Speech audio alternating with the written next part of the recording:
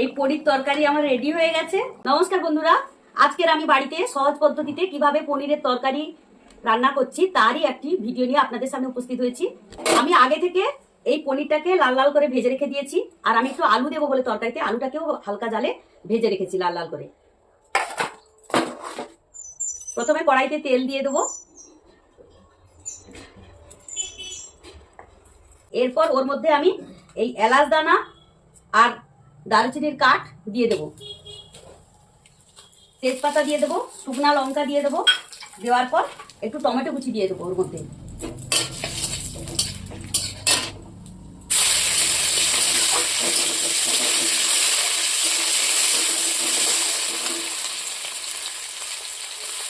তারপর এই আদাকে আমি আগে থেকে পেস্ট করে রেখেছি, তো আদা বাটা একটু দিয়ে দেবো।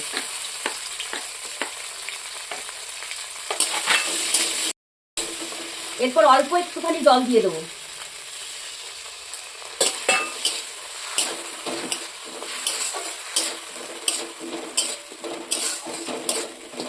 জল দেওয়া হয়ে গেল, এবারে মশলাটাও আদাটাকেও হালকাভাবে ভাজলাম।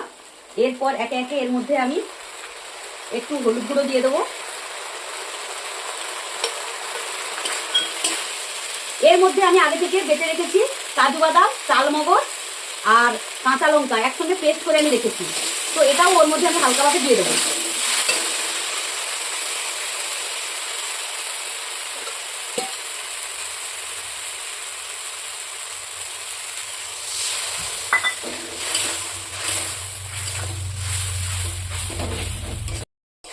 এই মশলাগুলো হালকা জালে ভেজে নেওয়ার পর আমি স্বাদ মতো এখানে লঙ্কার গুঁড়ি দিয়ে দেবো। আপনারা যতটা ঝাল খাবেন ততটা লঙ্কার গুঁড়ি দিয়ে দেবেন। আমি এখানে অল্প একটুখানি লঙ্কার গুঁড়ো দিলাম। এরপর এর মধ্যে আমি দিয়ে দেবো ক্যাপসিকাম।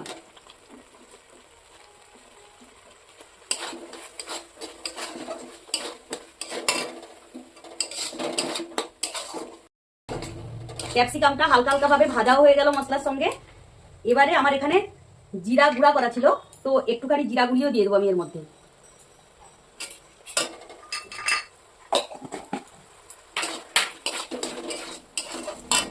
সর্বশেষে আমি টক দই দিয়ে দেবো।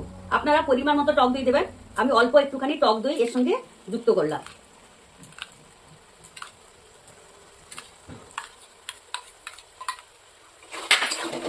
ভালোভাবে মশলাটাকে ভেজে ভেজে নিতে হবে।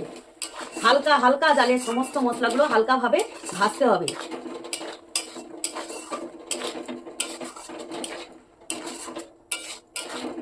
এই রকম বাড়িতে খুব অল্প তেলে এবং অল্প মশলায় পনির তরকারি আপনারা তৈরি করবেন, অবশ্যই খেতে খুব ভালো লাগবে। মশলাটা হালকাভাবে ভাজাও হয়ে গেল। এবার আমার আগে থেকে এই পনিরটাকে আমি ভেজে রেখেছিলাম, তো এর পরে আমি এর মধ্যে পনিরটা ঢেলে দেব।